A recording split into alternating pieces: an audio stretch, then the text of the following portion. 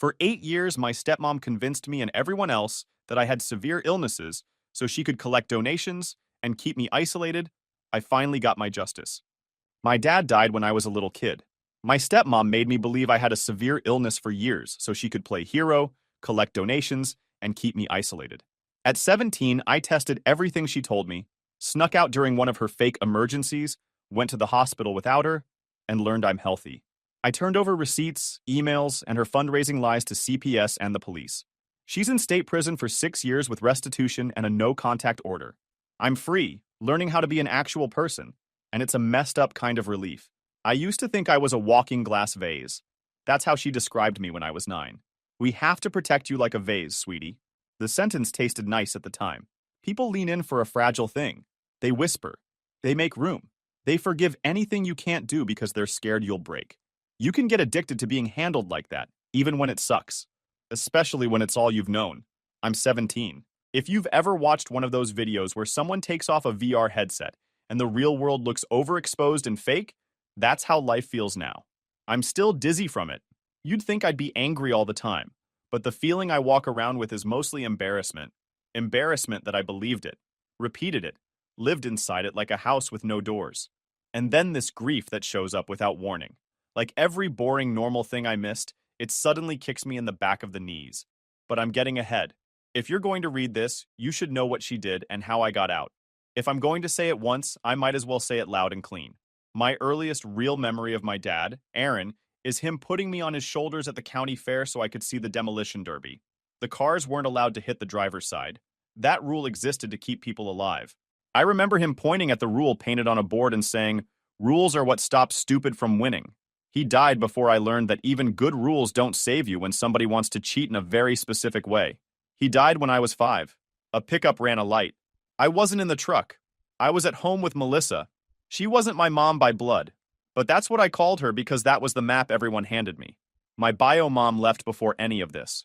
I don't remember her face. That's a ghost story for a different time. Melissa handled everything.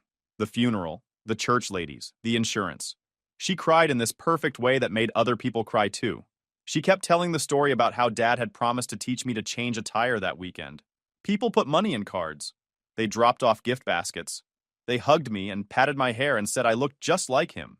I ate the little sausages wrapped in dough from a blue ribbon plate and watched Melissa accept hugs like she was standing on a stage. I don't remember the first time she told someone I was sick. I remember the first time it made me feel special. It was after church, and she was talking to a church lady. Melissa told her, "We're doing our best. With his condition, we have to be so careful." She pulled me closer when she said it. The church lady covered her mouth and said, "Bless his heart." She pressed a 20 into my hand. "For your special snacks, honey." I wasn't allowed that 20, obviously. Melissa took it and put it in her medical envelope, which lived in her purse like a holy artifact. She said the snacks had to be approved anyway because of triggers. That was one of her favorite words. Triggers. Flares crisis. She had a whole language. The diagnosis shifted like fog. When I was 7, it was my immune system overreacting. At 8, it was my blood sugar crashing. At 9, she added something about seizures, because those stories brought more attention and complicated sympathy. People know how to deal with a broken arm. Seizures make them scared and generous. Then came the allergies. He's allergic to nuts, dairy, gluten, and red dye. It was so much I kind of gave up trying to memorize what I was supposed to be scared of. Everything, basically. By 10, school was part-time. By 11, I was home full-time because the environmental exposures were too unpredictable. Every word had a capital letter when she said it.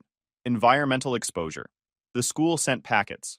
Melissa told them I'd do great with self-paced curriculum, which meant I did worksheets on a folding table while daytime talk shows ran in the background. She said the noise soothed me. She liked the audience's laughter, so I learned to like it too. There were doctors, but never the same one for long. Melissa said the good ones kept moving. Metropolitan hospitals are better, she'd tell anyone who asked. We drove to 3 different emergency rooms over 3 years because she didn't like the questions they asked. County clinics didn't have the bandwidth. She said that all the time too. Bandwidth. She loved words that sounded like she managed a corporation. Lying down became a hobby because it was the only job I had. She had me on supplements and drops and powders that tasted like damp cardboard. It keeps your inflammation down, she said. She'd tap an app that was allegedly talking to my clinic while telling Facebook about our hard week. She didn't post a ton of photos of my face. Sometimes it was my hand, an IV, a stack of hospital bracelets. Her captions were little teardrop essays. Some of you have asked how you can help. We're so tired. People asked for the link. She always had the link. Our pastor mentioned me from the pulpit twice. If anyone feels led to give. Gaffers. People slid gift cards into Melissa's hand, used to buy a specific brand of safe groceries that somehow didn't feed me. We had green juices and almond flour and weird crackers that tasted like a school project. I weighed less at 15 than I did at 12, but the number impressed everyone at the clinic, so I learned to be proud of being light. My little stepbrother Tyler showed up when I was 9. He had her smile. He was allowed everything. He did PTA, soccer, and birthday parties. The best way to describe it is that Melissa ran 2 departments. The healthy child department was bright and noisy. The fragile child department was quiet and sacred and made adults talk in soft voices. I wanted to be transferred, not because I didn't like attention, but because one job had real life and the other had bed rest. I got good at making my face do what she needed. I learned what kind of cough got raised eyebrows. I learned the difference between concerning and alarming. I learned how to cry without the breathing hiccups that made her roll her eyes.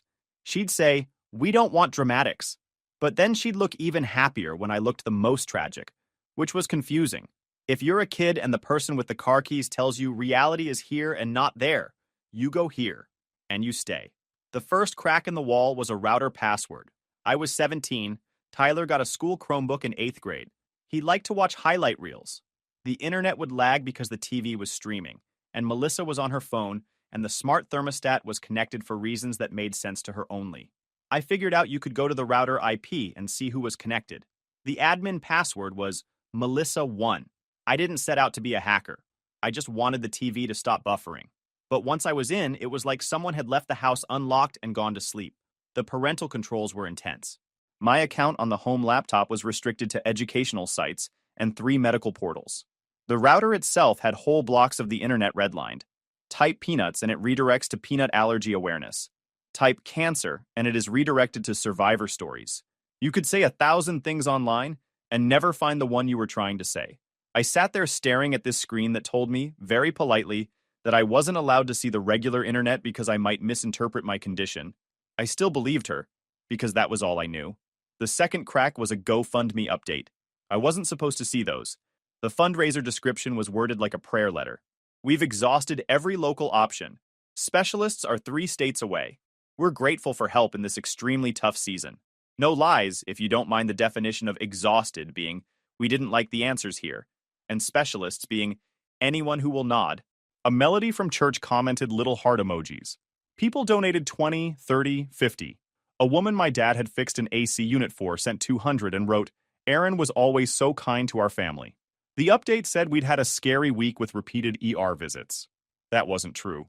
We'd had a normal week of TV and supplements. She posted, "He's such a fighter." That was true, I guess, in that surviving someone else's script is a kind of fighting. But it made my stomach electric with something that felt like anger mixed with nausea. I started running little experiments because secret rebels don't start with bombs. They start with pebbles. I did 10 push-ups in the basement while the laundry ran and waited for my chest to collapse. Nothing. I ate 1 Cheerio. Nothing. I did a set of 10 squats and then 20 and then 30. Nothing. One night, Tyler left a peanut butter sandwich in a bag on the counter. Right there like a loaded myth. My heart sprinted. I touched my tongue to the bread and waited. Melissa was putting towels away in the hall. I waited for my throat to swell shut. I waited for the cough and the rash and the adrenaline shot she kept in the pantry behind the baking soda like a fire extinguisher. My throat did not swell. I felt stupid. Then I felt furious. Then I felt this weird grief for every birthday cake I watched other kids eat while playing the part of a brave little ghost. I didn't tell my body to do a victory lap because that's not how your brain works when your life has been defined by boundaries drawn in fear. I felt like I jaywalked in front of a cop and somehow not gotten caught. The fear didn't go away. It sat down next to me and asked, "What if you got lucky this time?" A week later, I had the same sandwich. I put a tiny corner in my mouth and chewed. 15 minutes later, still nothing. I cried quietly, sitting on the floor, because not dying can be overwhelming when you've been promised death as a daily possibility. I started stealing the mail. The stack had a homebound instruction agreement, 2019 to 2020, with Melissa's handwriting on the reason line, an EOB dated February 17th, 2023 for a comprehensive metabolic panel I never went in for, and an unopened 2018 patient portal invite buried in an old email thread. I'd check it first, and if there was anything medical with my name on it, I'd slip it inside a library book I wasn't allowed to return, because apparently I was too fragile to breathe around the circulation desk. The insurance company sends paper stuff called EOBS, which I learned means explanation of benefits. They explain nothing. They list dates I didn't go to the doctor and procedures I don't remember. I had a panel and a comprehensive metabolic and follow-ups with pediatric neurology. That last one made me laugh, and then I stopped laughing because it wasn't funny. I made a folder in my head with 3 tabs: things that could hurt me if I'm wrong, things that could help me if I'm right, and things that prove she's lying. At night, I borrowed Tyler's Chromebook, switched to guest mode, and jumped on the neighbor's guest Wi-Fi using the default password on their router sticker. Melissa's blocks lived on our router, not the device, so the web finally opened up. I learned words: factitious disorder imposed on another, medical child abuse, Munchausen by proxy. The articles read like someone had bugged our house and transcribed it. The patterns were specific. The strategies, the hero caregiver thing, the trained fragility, the doctor shopping, the inconsistent story, the isolated education, the fundraisers. I typed and deleted the phrase, "Am I being abused?" at least 20 times. The internet isn't a person, but it was the first thing that ever talked to me without permission from her. For a while, I thought I could just leave. Movies make it look like you can pack a bag, put on a hoodie, and hitchhike. Real life is 1,000 invisible locks. I didn't have a state ID, a bank account, or a friend allowed to talk to me for more than 5 minutes. I was a legally minor glass vase. You can't just take yourself off a shelf. Somebody has to say you're allowed to be carried outside and won't shatter in the sun. The staged emergency happened on a Wednesday in March, when the sky looked like it hadn't finished loading. Melissa cooked spaghetti for Tyler and plain rice for me, because apparently air seasonings are dangerous. At 8, she carried a binder from the office, sat next to my bed, and said, "Your face is flushed." It wasn't. She said, "Do you feel your chest?" I guess I could feel my chest because it was on my body, but she needed something better. She took my pulse and did that pursed lip thing. "You're tachycardic." She showed me a thermometer readout that said 100.9. Later, I found the actual thermometer with a little switch on the back that sets the previous reading to display if you don't hold it long enough. She told me we might need to go to the ER. I felt that old helplessness sitting in the room like a third person. She texted 2 people. One was the pastor's wife. The other was, I found out later in her sent mail, a woman who ran a local care collective that helped families like us. The second text used the words spiraling and scary. Then she took a photo of my hand and my wristband from the last hospital. She typed, "Not again." I didn't decide to escape so much as I decided to test whether I was a person. It sounds dramatic when I write it, but it didn't feel like that. It felt like the moment in a video game where you check if a wall is real or just painted. If she was right, the hospital would catch it. If she was wrong, the hospital would catch it. I hated that I had to trust strangers more than the person I lived with. It didn't make sense to me that evil exists everywhere. I had one friend who wasn't officially allowed to be my friend anymore. His name is Ben. He lived 2 streets over and used to come over before I got too sick for that. He had a hand-me-down Civic that sounded like a weed whacker. His mom was the kind who brought lasagnas to people when someone died. I had his number from before he got blocked from our phone. I had it memorized like a bad song. I texted him from Tyler's Chromebook, which I'd hidden under my bed while Melissa was delivering a text sermon to her group chat. "Can you pick me up? It's urgent. Don't knock. Wait at the corner of Cherry and 5th. It looked like a ransom note." I added, "Bring your mom if you have to. I need a hospital but not mine." He responded with, "Ah weep," and then, "I'm coming." I grabbed a backpack and put in a hoodie. My dad's old pocket knife with the blade removed because Melissa said it was symbolic but safe, and the binder she'd left unattended when her care collective friend called her. I didn't take the whole binder, just the front half, printed emails with subject lines like RE urgent referral and "Hi team, updates on my name." She had built a team of grown-ups who believed they were doing the right thing. That's the part that still messes with my brain. This wasn't one person in a dark room. It was people who wanted to help, following the person crying the loudest. I told her I had to throw up. She said, "Bucket." I said, "Bathroom." I shut the door, hit the lock, flushed once and ran the faucet so she'd hear sick and not strategy. She started knocking, soft then harder. I popped the screen tabs, winced at the squeak, and slid the window up, 7 feet to bushes. I dropped my backpack first, swung a leg out, then the other. Socks on leaves, A small boy, a branch scratched my forearm. I made a sound I didn't recognize and realized it was just breath, loud and ragged, from finally stepping out of the life she scripted. I ran to Cherry and Fifth in socks and a hoodie. The thought that I might be shattering never left. My lungs held, my heart held. Ben's Civic was there like it had been cast for the scene. He looked at me like I'd come back from the dead. Dude, he said. I climbed in and said, hospital. He didn't ask which one. On the way, I used his phone to call 911 and said a sentence that didn't feel like it belonged to my mouth. I'm 17, and I think I'm a victim of medical child abuse. The dispatcher confirmed where we were, told me to go straight to the ER and ask triage for the social worker, and stayed on the line until we pulled up. The wristband they printed for me says March 13th, 8:21 p.m. I still have it. Most hospitals have an ER social worker on duty or on call. I didn't know that. At the hospital, I told the nurse that my stepmom wasn't with me, and I didn't want her called yet. Because I was 17, and they suspected medical child abuse, the hospital delayed notifying her, admitted me for observation under an emergency hold, and CPS filed a same-day protective custody notice before discharge. I said she lied about my medical status for years. My hands shook. I kept expecting alarms to go off and a nurse to say I was in cardiac collapse. Instead, the nurse's eyes changed. Not pity, focus. Like when someone realizes the thing you're saying has a shape they recognize. They took me to a room and did vitals. Normal. They did blood. Normal. They asked me questions about what I was told I had and what symptoms I felt in the last 24 hours.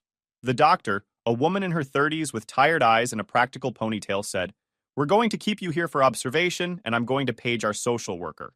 That social worker, Anita, knocked like it was a formality and sat like she had all day. She spoke to me like I was older than I was. She asked where my stepmom was. I told her the window story. She asked if I felt safe going home. I laughed.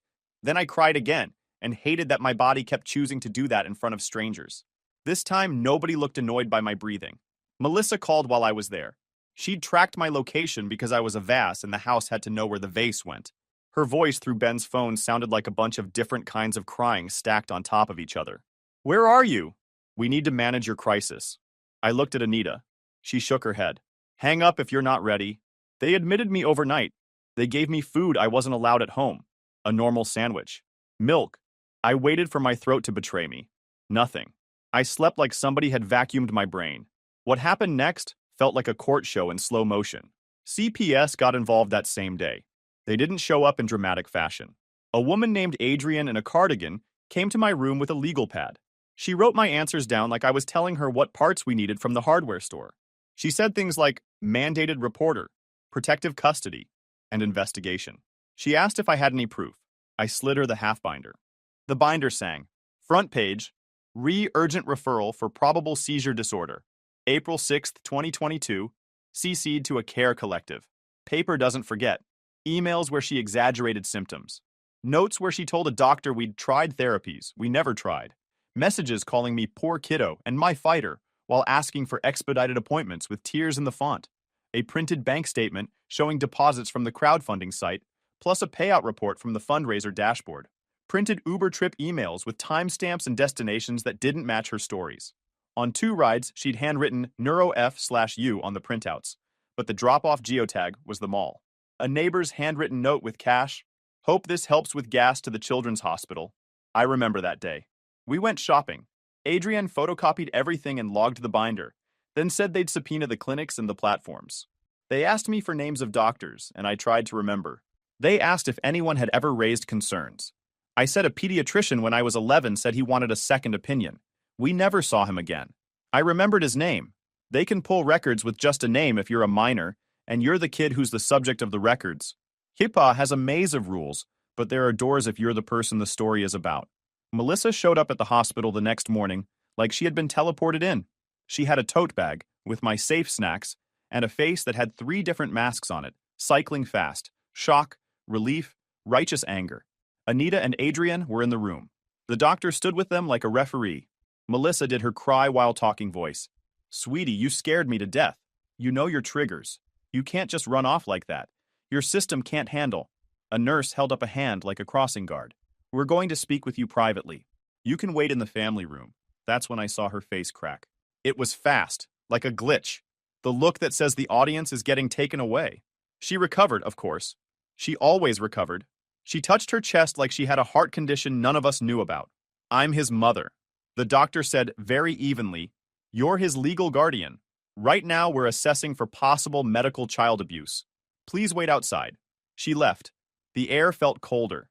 They kept me for 2 days. They ran boring, normal tests. I was boring and normal in ways that made me want to do cartwheels. A nutritionist came in and asked what I ate at home. I listed the powders and the drops. She asked if she could look at the actual bottles in my bag. Melissa had packed 3. One was a brand of vitamin drops you can get at any supermarket. One was a turmeric thing. One was saline labeled as a special calming solution. It had a sticker from a naturopath. I learned that word that week. It means someone who sells placebos professionally. CPS opened a case. I stayed with a foster family for a week while they figured out where to put me that wasn't with the person I'd run from. The family had a dog, which felt like a trust fall, with a creature that didn't care about my alleged condition and just wanted me to throw a chew toy. Even their refrigerator felt friendly. I had cereal with real milk and waited again for death. It did not show up. The only thing that showed up was the realization that I had been hungry for years.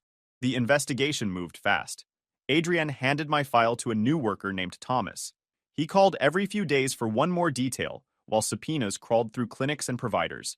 No TV drama, just forms, voicemails, and calendar holds. His messages always started with, "Just circling back." That's what Adrienne said. "We have to go carefully. People like your guardian are very convincing." She said guardian instead of mom, and the floor wobbled. But I got why. Words are also evidence. They pulled records from the clinics, and the ERS patterns emerged. A 2019 note from Dr. Keating literally says, "Concerns for caregiver fabricated illness." The next entry in my chart is, "Transfer of care to out-of-county clinics." We never saw him again. Melissa's reporting of symptoms didn't match anything observed by staff. Nausea vanished when I was watching TV. Episodes that coincided with school testing windows. Lab draws allegedly critical that came back normal, but got lost in the story. A pediatrician had written, "Concerns for caregiver fabricated illness," in a note 3 years ago. Then the next entry in my file was, "Transfer of care to a clinic in another county." Doctor shopping. None of this makes you guilty in a courtroom right away, but to people who know what to look for, it's a neon sign. They checked her fundraisers. There were 3 across 4 years. About $17,200 total over 4 years, trickled in during crises. Enough for treatment trips, that my phone's photo info says were near a theme park. 2 were on GoFundMe. 1 was on a platform run by a church-affiliated group. The totals weren't massive, but they were steady. $5,000 here, 8 there. Enough to pay for trips for treatment that had theme park photos in her phone album tags. Yep, she forgot to scrub metadata. The police love when people forget that the little info panel under a picture tells you it was taken near a roller coaster. It didn't help her that Tyler was living a normal child life the whole time. There's no rule that says if you abuse one kid, you don't let the other have fun. But the contrast did what contrasts do.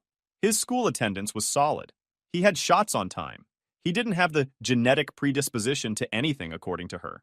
It's like she ran out of scripts for both children, so she put all her creativity into me and left him in default mode. The confrontation was a meeting at a CPS office. I was scared they'd send me back and the old life would snap shut. Melissa had a lawyer who spoke smoothly and said, "My client is deeply hurt by these accusations. I had Adrienne and a guardian ad litem whose job is to be your voice in court when adults are arguing about your life." The gal walked in with a notebook and didn't smile. I loved her immediately. Melissa cried.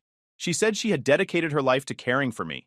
She said I was confused and influenced by internet misinformation. She said she only did what doctors told her. Adrienne calmly slid printed lab results across the table that showed I was normal in every possible way and had been for years. Melissa said the labs were mixed up. The lawyer said, "We need to see the chain of custody." The guardian ad litem slid the GoFundMe pages across the table. The police officer at the end of the room, who I didn't know would be there, slid a screen capture of a message where Melissa told someone we were just back from a terrifying seizure episode on a day the EOB showed no medical visit. She tried a new angle. I was mentally unstable. That one cut deep, not because it was true, but because it was the ace in the hole of every person who controls someone else's reality. He's confused. He's not well. I felt like I might pass out from fury. The guardian ad litem tapped her notebook. "He's lucid. He ran to a hospital to ask for help. You taught him to be scared of his own body." The police weren't going to cuff her in that room. That's not how it works. But they did say they were recommending charges to the DA for fraud and child abuse. They asked for her phone. Her lawyer said no. The police said they had a warrant. Watching a person who's built a city of lies find out someone else has the map is a weird combination of satisfying and sad. She was the only mom I'd had for real. That part doesn't stop being true when a judge says she can't be near you. I moved in with my aunt on my dad's side in early May. She lives 20 minutes away. We weren't allowed to be close because I was too fragile for family gatherings that weren't carefully controlled by Melissa. My aunt hugged me in a solid, practical way, like she was checking whether I was fully there. She set up a doctor appointment with a pediatrician who didn't look tired of the whole world. He did a full physical. He didn't magically cure me because there was nothing to cure. He did look disgusted at the scar from the unnecessary IV placements on my arms. He asked me if I wanted a therapist. I said yes, like I was asking for bread.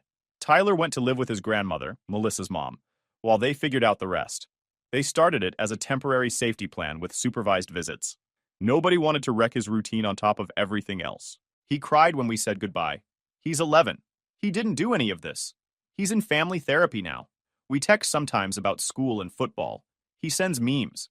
I send him videos of a dog I started walking down the block for cash, because it turns out you can earn money without making strangers feel sorry for you.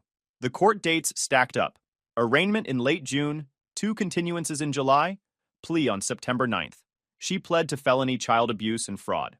On October 14th, the judge sentenced her to 6 years in state prison, restitution, and a mandatory psych eval. She was remanded on the spot. The judge issued a no-contact order for me until I turn 18 and beyond, unless I ask otherwise. I don't. Restitution stands. She's serving 6 years in Turkey, in state prison, with a bar on fundraising for minors, or acting as an unsupervised caregiver after release. People will say she should have gotten more. Maybe. I'm just finally sleeping. Here's the part that feels like a confession more than anything else I've written. I miss the attention sometimes. Not her attention. The gentle way people leaned in when they thought I was fragile. The way everything I did counted as brave. You don't realize what normal kids have to do all day. They go to school for 7 hours, plus homework, plus practice. They do life without being told they're heroic for just sitting. I'm relearning the economy of respect. You earn it by showing up. You don't get it because your guardian is good at crying. I'm in actual school now. Junior year, but late. I don't know the dances. I don't know the flavor of cafeteria pizza everyone complains about like it's an inside joke. I had to sit in a chair and take a test with fluorescent lights buzzing like bees. I felt like I was being watched, waiting for my body to fail. And then it didn't. The quiet pride I felt was mine in a way the old attention never was. I came home and my aunt asked how it went and I said, it was fine. We ate dinner. Nobody posted about it. It was better. I had my first burger in a place with sticky tables and pictures of local teams on the wall. I told the guy at the counter to put cheese on it. He didn't ask for a permission slip.